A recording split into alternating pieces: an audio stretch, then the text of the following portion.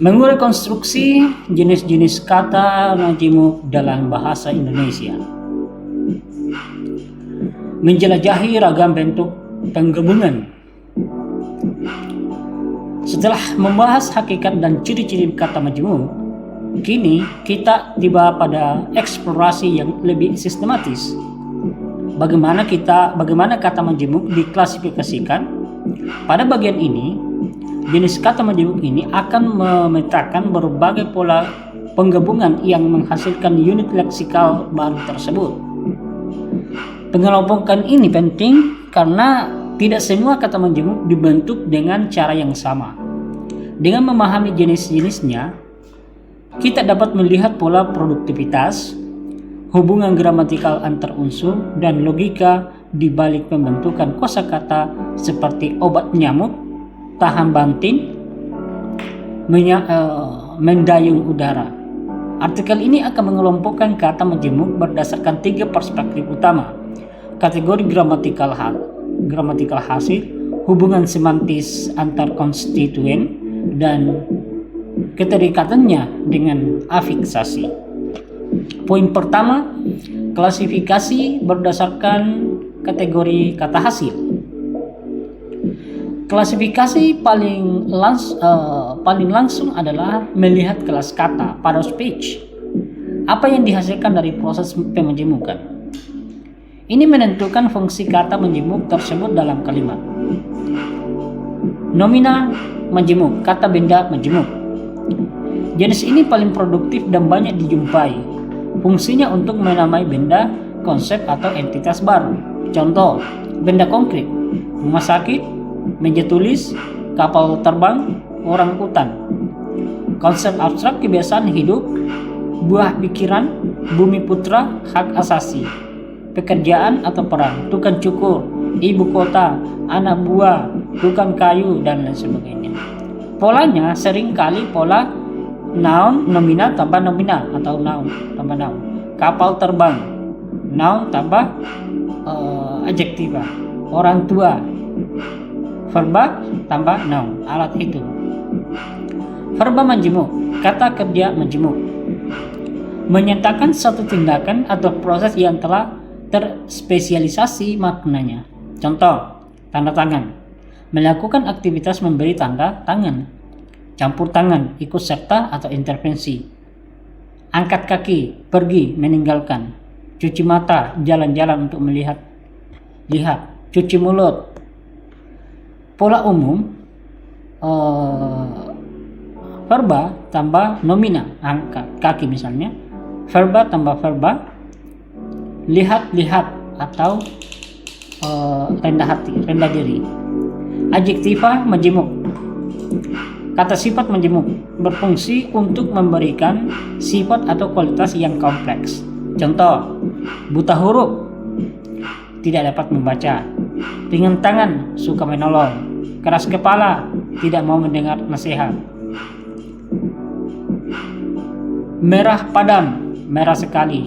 Pola umum, adjektiva tambah dengan nomina, keras kepala. Adjektiva tambah adjektiva, merah muda. Nameral tambah adjektiva, setengah hati.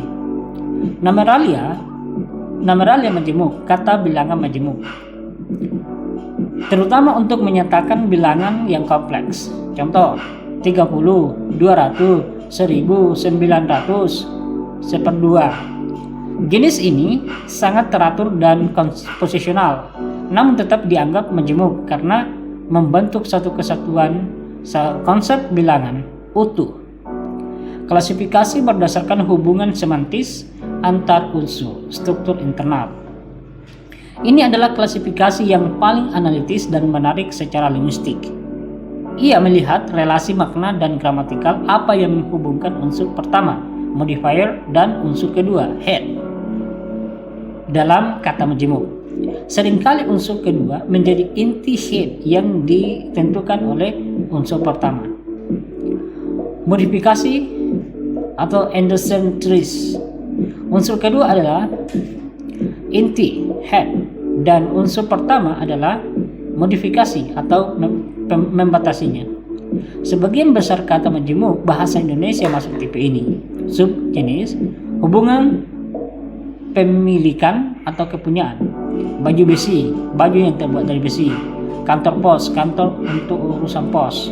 Hubungan tempat, kolam renang, kolam untuk berenang. Tali sepatu, tali untuk sepatu. Hubungan fungsi, obat nyamuk, obat yang mengusir nyamuk. Alat hitung, hubungan perbandingan sifat. Kuda laut, hewan laut yang seperti kuda. Lidah buaya. Koordinatif, ekosentris. Unsur-unsurnya setara dan memiliki status yang sama. Gabungan kedua menciptakan makna baru yang mencakup kedua unsur tersebut atau menciptakan makna tersendiri. Contoh, menunjukkan pasangan, suami istri, ibu bapak, darah daging, gadis dan jejaka. Menunjukkan aktivitas bolak-balik, mondar-mandir, hilir mudik, talir urut. Menunjukkan kelengkapan, sayur mayur, berbagai sayuran, lauk pauk, berbagai lauk. Positif. Unsur kedua mendeskripsikan atau mengaposisikan unsur pertama. Keduanya menunjukkan pada entitas yang sama. Contoh, Kota Jakarta, Presiden Jokowi, tanaman singkong. Meski mirip frasa, beberapa konstruksi ini telah mengalami leksikalisasi dan dianggap majemuk, terutama jika membentuk nama dari atau istilah khusus. Reduplikasi majemuk. Bentuk ini mirip reduplikasi, namun dengan perubahan bunyi pada salah satu unsurnya. Ia sudah sangat padu pada idiomatis. Contoh, lalu lalang, gerak-gerik, serba-serbi, huru-hara. Menurut Schneider 2010, konstruksi ini seringkali tidak dapat dianalisis secara komposisional lagi. Klasifikasi berdasarkan kehadiran afiks. Kata majemuk juga dapat dilihat dari ada tidaknya afiks yang melekat. Contoh, kata majemuk murni tanpa afiks. Gabungan dua kata dasar tanpa imbuhan. Contoh, jalan raya, tahan banting, mata keranjang. Kata majemuk berafiks. Afiksasi terjadi pada salah satu unsur atau pada keseluruhan konstruksi. Afiksasi ini bisa terjadi sebelum atau setelah proses pemajemukan. Afiks pada salah satu unsur.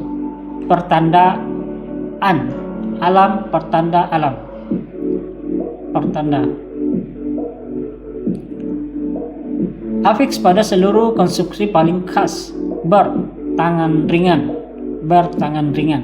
suka mencuri. Di sini prefiks ber melekat pada keseluruhan kata majemuk. Tangan ringan membuktikan pernyataan. Contoh lain, menandatangani, kerendahatian, bijaksana. Jenis khusus, kata majemuk yang mengalami perubahan kelas kata. Beberapa kata majemuk menarik karena hasilnya memiliki kategori kata yang berbeda dari konstituen penyusunnya. Verba dari gabungan nominal, tanda tangan. Verba dari nominal tambah nominal, campur tangan. Verba dari verba tambah noun. Adjektiva dari gabungan nominal, keras kepala.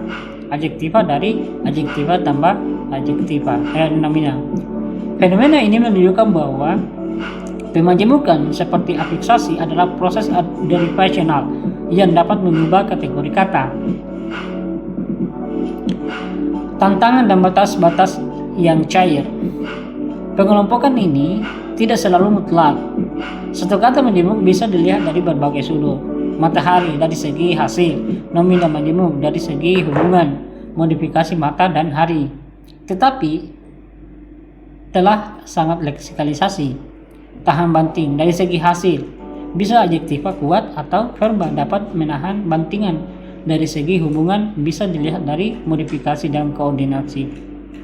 Selain itu, terdapat kontinuum antara frasa dan kata majemuk.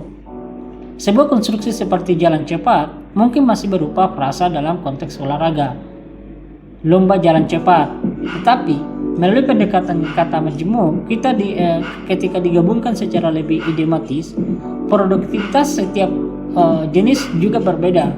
Pola modifikasi, nomina tambah nomina, dan nomina tambah adjektiva sangat produktif. Sementara jenis reduplikatif sudah tidak produktif lagi, tidak menghasilkan bentuk baru. Sebagai kesimpulan, peta yang memandu pemahaman. Memahami jenis-jenis kata majemuk ibarat memiliki peta untuk menjelajahi lanskap kosakata bahasa Indonesia yang luas. Peta ini mengungkap bahwa di balik keanekaragaman bentuk terdapat pola yang sistematis baik dalam hal kategori, hubungan semantis, maupun interaksinya dengan afiks. Pengetahuan ini tidak hanya bernilai teoritis, tetapi juga sangat aplikatif. Bagi peneliti bahasa, memberikan kerangka untuk menganalisis produktivitas dan perubahan morfologis. Bagi pengajar dan pelajar bahasa, membantu dalam mengajarkan kosakata dengan menjelaskan logika dan dibalik pembentukan kata yang kata kompleks. Bagi penerjemah dan penulis, membantu memilih padanan yang tepat dengan memahami struktur dan nuansa makna yang dibawa oleh setiap jenis. Dengan demikian, pengelompokan kata majemuk bukanlah sekedar kategorisasi yang kaku, melainkan sebuah langkah analitis yang memungkinkan kita untuk mengapresiasi kecanggihan dan kreativitas sistem morfologi bahasa Indonesia dalam menciptakan makna-makna baru dari bahan-bahan leksikal yang sudah ada.